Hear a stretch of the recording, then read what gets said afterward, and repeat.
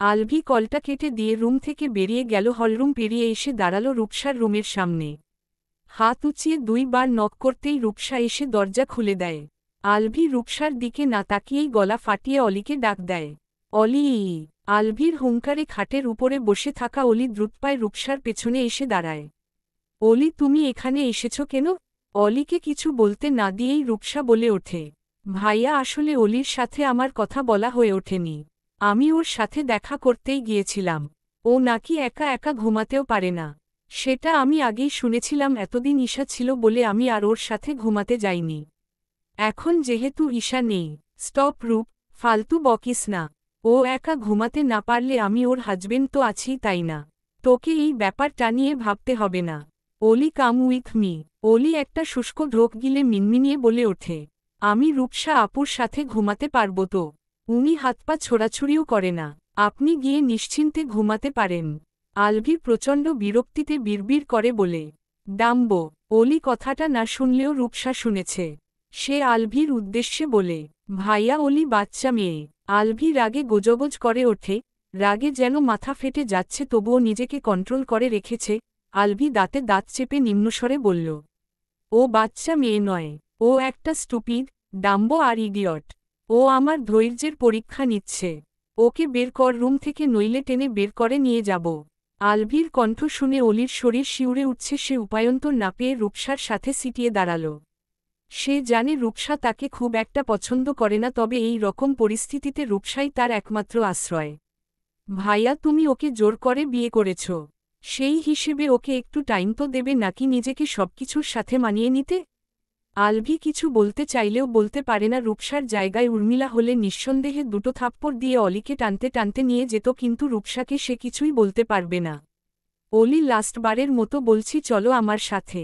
অলি একটা ঢোক গিলে বলে উঠল, আমি যাব না। আপনাকে দেখলে আমার ভয় করে, আপনি যান এখান থেকে। আলভি এবার নিজের ক্রোধকে আর কন্ট্রোল করতে না পেরে দরজার পাশে থাকা কাচের ফ্লাওয়ার ভ্যাসটা ছুঁড়ে ফেলে দিল, যার শব্দে অলি কেঁপে ওঠে। রূপসার হাত খামচে ধরে। ফলস্বরূপ রূপসা রাগী চোখে অলির দিকে তাকায়। মেয়েটাকে তার অসহ্য লাগে। শুধুমাত্র আলভি আর অলির একরুমে থাকার ব্যাপারটা মেনে নিতে পারবে না বলেই মেয়েটাকে সহ্য করতে হচ্ছে। You have to pay for everything Oli, you have to pay. কথাটা বিড়বিড় করতে করতেই আলভি হনহনিয়ে নিজের রুমে চলে গেল। অলি যেন হাফ ছেড়ে বাঁচল। রূপসা অলির হাত সরিয়ে দিয়ে বলল, এভিকে এত বেশি ভয় পেলে চলে যাও না বাপের বাড়িতে। রূপসার কথার ধরনটা অলির ভালো লাগেনি। উপায় না পেয়েই রূপসার সাথে এসেছিল সে, নয়তো এই রূপ নামে রুর মেয়েটার সাথে সে কখনো আসত না। আলভি রুমে এসে হাঁসফাঁস করতে লাগল, ভীষণ অস্থির লাগছে। অলির উপর তার ভীষণ রাগ উঠছে, সেই সাথে রিফাতের উপরেও। রিফাতের জন্যই তাকে এইরকম পরিস্থিতিতে পড়তে হয়েছে। সে এসব আর নিতে পারছে না।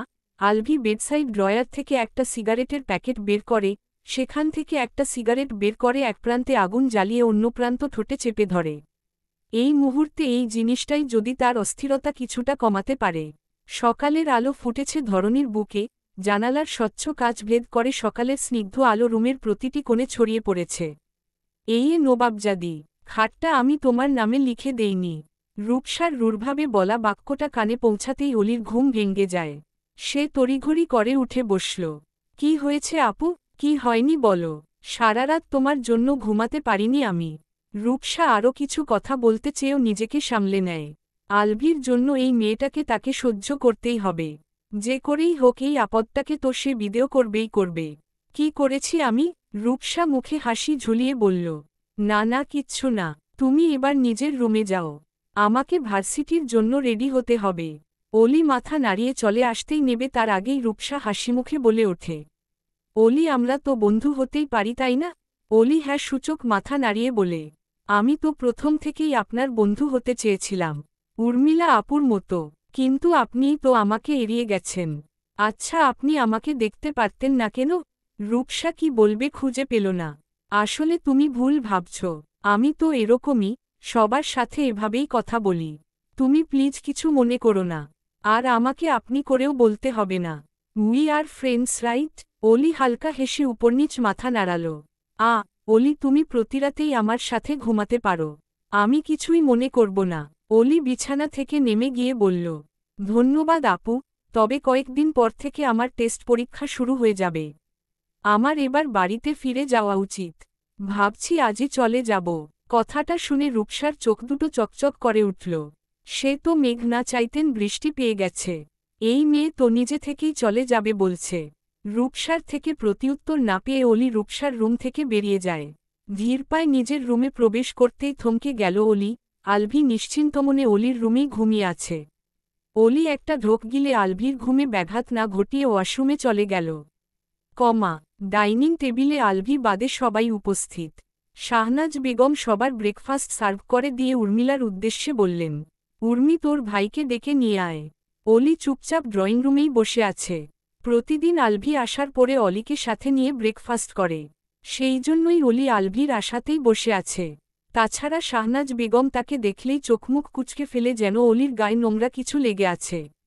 আলভি আশেপাশে থাকলে অবশ্য এরকমটা করেন না। উর্মিলা ডাকতে যাবে তার আগেই আলভি এলোমেলো পা ফেলে কোনোদিকে না তাকিয়ে ডাইনিং টেবিলে গিয়ে বসল। মা তাড়াতাড়ি করো, লেট হয়ে যাচ্ছি। আলভির দিকে তাকিয়ে সবাই চমকে যায়। আলভি এক হাতে ফোন চাপছে আরেক হাতে নিজের চুল টানছে। ভাইয়া কি হয়েছে তোমার? উর্মিলার কথা শুনেও যেন শুনল না আলভি। তাড়াতাড়ি খাবার দেও, নয়তো বাইরে থেকেই খেয়ে নেব। সময় নেই আমার হাতে। শাহনাজ বেগম দ্রুত হাতে আলভির প্লেটে খাবার বেড়ে দিলেন।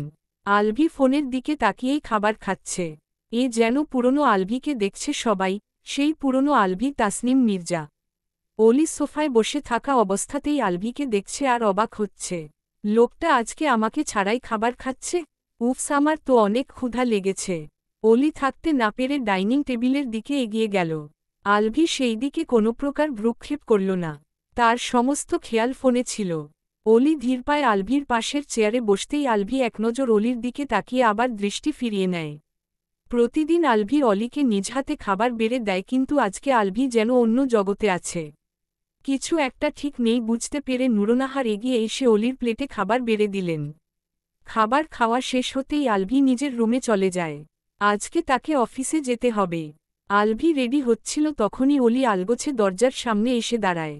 ড্রেসিং টেবিলের আয়নায় আলভি অলির প্রতিবিম্ব দেখতে পেয়েছে, কিন্তু সে আগ বাড়িয়ে কিছুই বলল না। শুনছেন? আলভি উত্তর না দিয়ে ঘড়ি পড়তে লাগল। অলি ভ্রু কুঁচকে আলভির দিকে তাকিয়ে একটু উচ্চস্বরেই ডাক দেয়, এই যে শুনুন না। আলভি এবার ঘাড় ঘুরিয়ে অলির দিকে জিজ্ঞাসু দৃষ্টিতে তাকায়। অলি দরজা ছেড়ে সোজা হয়ে দাঁড়িয়ে বলে, আসলে আগামী সপ্তাহেই আমার টেস্ট পরীক্ষা শুরু হয়ে যাবে। বাড়িতে যাওয়াটা অনেক বেশিই গুরুত্বপূর্ণ। আলভি পুরোপুরিভাবে অলির দিকে ঘুরে দাঁড়ালো, ফলস্বরূপ অলি একটা শুষ্ক ঢোক গিলল। রাতের ব্যাপারটার জন্য আলভি তাকে তুলে আছাড় মারবে নাকি সেটা ভেবেই তার ভয় করছে। পরক্ষণেই মনে পড়ল সে তো প্রেগন্যান্ট। আলভি তাকে মারতারা চিহ্ন ধর করবে না নিশ্চয়ই। বাড়িতে যেতে চাইছ তো কদিনের জন্য যাবে শুনি? আলভির কণ্ঠে যেন প্রাণ নেই। অলি আলভির থেকে দৃষ্টি সরিয়ে কিছুক্ষণ ভেবে জিভ দিয়ে ঠোঁট ভিজিয়ে বলল, পরীক্ষা তো 1 সপ্তাহ পর থেকেই শুরু হবে। শেষ হতে হতে 2 সপ্তাহের মতো টাইম লাগবে। সব মিলিয়ে 1 মাসের মতো তো থাকতেই হবে। আলভি স্বাভাবিকভাবেই বলল, রেডি হয়ে নেও, ড্রাইভারকে বলে দেব সে তোমাকে দিয়ে আসবে। কথাটা বলেই আলভি অফিস ব্যাগটা হাতে তুলে নিল, তারপর বিনাবাক্যে অলিকে পাশ কাটিয়ে চলে গেল। অলি কিছুক্ষণ দাঁড়িয়ে থাকার পর খুশিমনে নিজের কক্ষে গিয়ে ব্যাগপত্র গুছিয়ে নিতে লাগল। বিকেলের দিকে সূর্য নিস্তেজ হয়ে এসেছে। উর্মিলা, ইয়াদ আর রূপসা কিছুক্ষণ আগেই ভার্সিটি থেকে ফিরেছে। উর্মিলার মনটা আজকে বেশ ভালো। দিহান এসেছিল কলেজে। এতদিন লজ্জায় দিহানের সাথে কথা বলতে পারেনি, কিন্তু আজকে দিহানের সাথে সামনাসামনি দেখা হওয়ায় কিছুটা সহজ হতে পেরেছে। সেই সাথে দিহান উত্তর জানার জন্য চাপ দেয়নি। অলি উর্মিলার রুমে গিয়ে বলল, আপু আমি আজকে বাড়িতে চলে যাব। উর্মিলা সবেমাত্র ফ্রেশ হয়ে বের হয়েছিল। অলির কথা শুনে সে অবাক চোখে তাকায়। ভাইয়া যেতে বলেছে? অলি হ্যাঁ বোধক মাথা নাড়ায়। তাহলে তো ভালোই, যাও গিয়ে ঘুরে এসো। বেশি দিন থেকো না, কিন্তু আমার ভাইয়ের আবার ধৈর্য কম। তাছাড়া দূরত্ব বাড়িয়ে দিলে কিন্তু গুরুত্বটাও কমে যায়। অলি বেশি ভাবল না। সে তো শর্ত টর্ত দিয়েই দিয়েছে। আলভিকে নিয়ে তার মাঝে আর কোনো প্রকার ভয় নেই। অলি বাড়ির সবার থেকে বিদায় নিয়ে গাড়িতে চড়ে বসল। ইয়াদ অলির ব্যাগপত্র সব গাড়িতে তুলে দিয়েছে। অলির চলে যাওয়াতে সবচাইতে বেশি খুশি হয়েছেন শাহনাজ বেগম আর রূপসা। রুনা খাতুনও কম খুশি হননি। তার মেয়ে যে আলভিকে ভালোবাসে সে সেটা জানে। মেয়ে খুশি মানে সেও খুশি। সন্ধ্যাবেলা পুরো এক সপ্তাহ পর অলিকে দেখে আসমা বানু আবেগ আপ্লুত হয়ে পড়ে। মেয়েকে বুকে জড়িয়ে ধরেই সে শান্তি অনুভব করে। জামাই আসেনি? লিয়াকত হোসেইনের কথা শুনে অলি নাবোধক মাথা নাড়ায়। সে কি অলি, তুই জামাইকে বলে আসিসনি? হুম, এসেছি তো মা, বলেই এসেছি। আসমা বানু পুনরায় শুধালেন, তাহলে তাকে আসতে বলিসনি? অলি কিছুক্ষণ ভেবে বলল, না, আমি তো তাকে আসতে বলিনি। অলির কথা শুনে আসমা বানু খুশি না হলেও মেয়েকে নিয়ে বাড়ির ভেতরে চলে গেলেন। সপ্তাহ খানেক কেটে যায়। আজকে থেকে অলির পরীক্ষা শুরু হবে। আসমা বানু অলির জন্য খাবার বেড়ে দিচ্ছিলেন। তুই বলেছিস জামাই নাকি তোকে অনেক যত্নে রেখেছে, এই তার নমুনা? এই বাড়িতে এসেছিস এক সপ্তাহ হয়ে গেল, তার মধ্যে তো কখনো দেখলাম না কল দিতে। অলি এক টুকরো পরোটা মুখে নিয়ে চিবোতে লাগল। সে হয়তো ব্যস্ত আছে। ব্যস্ত থাকলেও কিভাবে একবারও কল না দিয়ে পারল? তুই প্রেগন্যান্ট অবস্থায় পরীক্ষা দিতে যাবি, সেটা নিয়েও কি ওনার বিন্দুমাত্র চিন্তা নেই? অলি চুপ করে রইল। ব্যাপারটা নিয়ে তারও বেশ মন খারাপ হয়েছে। আলভি নিজে থেকে কোনো কল দেয়নি, আর সেও দ্বিধায় থাকাতে আলভিকে কল দেয়নি। হ্যাঁ রে, জামাইয়ের সাথে ঝগড়া করে এসেছিস নাকি? উত্তরে অলি নাবোধক মাথা নাড়ায়। আসমা বানুর কাজে যাওয়ার সময় হয়ে যাচ্ছিল, সেই জন্য সে আর কথা বাড়ালেন না। শোন, রিল্যাক্সে পরীক্ষা দিবি, এই অবস্থায় বেশি চাপ নেওয়ার প্রয়োজন নেই। হুম মা, তুমি চিন্তা করো না। আসমা বানু কাজে চলে গেলেন। অলিও কিছুটা খাবার খেয়ে রেডি হতে নিজের রুমে আসে। সকালবেলা সে বেশি খাবার খেতে পারে না, যতটুকু পেরেছে ততটুকুই খেয়েছে। অলি আয়নার সামনে দাঁড়িয়ে হিজাব বাঁধছিল। পুরো 17 দিন পর সে আজকে স্কুলে যাচ্ছে, তাও আবার পরীক্ষা দিতে। অলি একদৃষ্টিতে আয়নায় থাকা নিজের প্রতিবিম্বের দিকে তাকিয়ে আছে। পেটের অংশটা একটু উঁচু উঁচু লাগছে, যদিও খুব একটা বোঝা যাচ্ছে না। হয়তো বোরকা পরলে এটুকুও বোঝা যেত না, কিন্তু স্কুল ড্রেস ছাড়া স্কুলে ঢুকতেই দেবে না। অলি একটা শ্বাস ফেলে শায়লাকে কল দিল। শায়লায় নিজস্ব ফোন নেই, এটা তার মায়ের নম্বর। আগে অলি নিজের মায়ের ফোন দিয়ে শায়লার মায়ের ফোনে কল দিয়েই শায়লার সাথে কথা বলত। ক্লাসে তো ফোন নিয়ে ঢুকতে দেবে না, তাই না? অপর পাশ থেকে শায়লা বলল, না, তুই ফোন বাড়িতেই রেখে আয়, আমি স্কুলের বাইরে তোর জন্য অপেক্ষা করব। তুই আসলে একসাথে ক্লাসে ঢুকব। আচ্ছা, আমি বের হচ্ছি। অলি কল কেটে দিয়ে একটা শ্বাস ছাড়ল। সে জানে আজকে স্কুলে গেলেই শায়লা জানতে চাইবে সে এতদিন কেন স্কুলে যায়নি। যদিও ফোনে সে ব্যাপারটা এড়িয়ে গেছে, কিন্তু সামনাসামনি হলে তাকে বলতেই হবে। পরীক্ষা শেষ হয়েছে কিছুক্ষণ আগেই। কি, তোর বিয়ে হয়ে গেছে? শায়লা চিৎকার দিয়ে উঠল। অলি মাথা নাড়িয়ে বলল, হুম। কি বলিস, কখন কিভাবে বিয়ে হলো? আমাকে জানালি না? এই তোর বন্ধুত্ব। অলি ঠোঁট চেপে কিছুক্ষণ নিচের দিকে তাকিয়ে রইল। তারপর একটা শ্বাস ফেলে বলল, সবকিছু হঠাৎ করেই হয়ে গেছে, তাই তোকে জানানোর সময় পাইনি। দুলাভাই কই? তাকে আসতে বল। পরিচিত হয়ে নেই, যতই হোক আমি তার শালিকা, সেই সূত্রে একটা ট্রিট তো পাই নাকি? সে আসেনি, পরীক্ষার জন্য আমি একাই বাড়িতে এসেছি। কথাটা শুনে শায়লার মন খারাপ হয়ে গেল। দুলাভাই তোকে একাই পাঠিয়ে দিয়েছে? এটা কিন্তু সে মোটেও ঠিক করেনি। অলি উত্তর দিল না, সে ভীষণ ক্লান্ত। কিন্তু হঠাৎ কিছু একটা মনে হতেই সে বলে ওঠে, আচ্ছা, তুই তোর ভাইয়ের ফোন থেকে আমার ছবি ডিলিট করে দিয়েছিলি তো?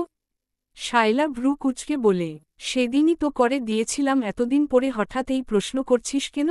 ট্র্যাশ বিন থেকে করেছিলি? শায়লা চমকে তাকিয়ে বলে, সেটা আবার কি বে? অলি বুঝে যায় শায়লা সেখান থেকে ডিলিট করেনি।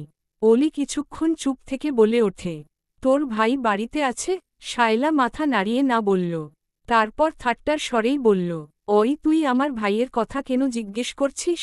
তোর তো বিয়েও হয়ে গেছে। আরে বললা। শায়লা না বোধক মাথা নাড়িয়ে বলে, আমার ভাইয়া কি আমাদের সাথে থাকে নাকি? সে তো মাঝেমধ্যে আসে, তবে প্রায় 3 মাসের মধ্যে সে একবারও আসেনি। অলি চমকে তাকালো, তোদের সাথে কোনো যোগাযোগ নেই? আছে, কয়েকদিন পরপর কল দিয়ে খোঁজ খবর নেয়, কিন্তু কোথায় আছে সেটা সঠিকভাবে জানি না। ওর নাকি সেখানে একটা ভালো জব হয়েছে, মাসে মাসে আমাদেরকে টাকাও পাঠায়।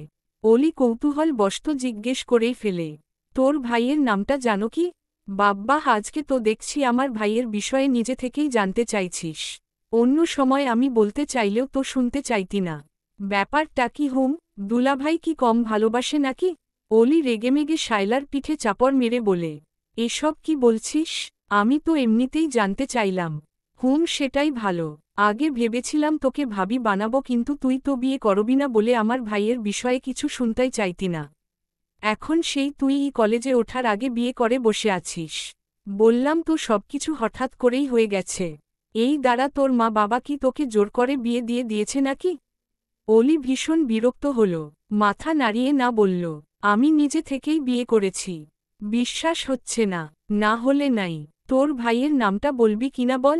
শায়লা মুখে হাসি টেনে বলল, অবশ্যই বলবো।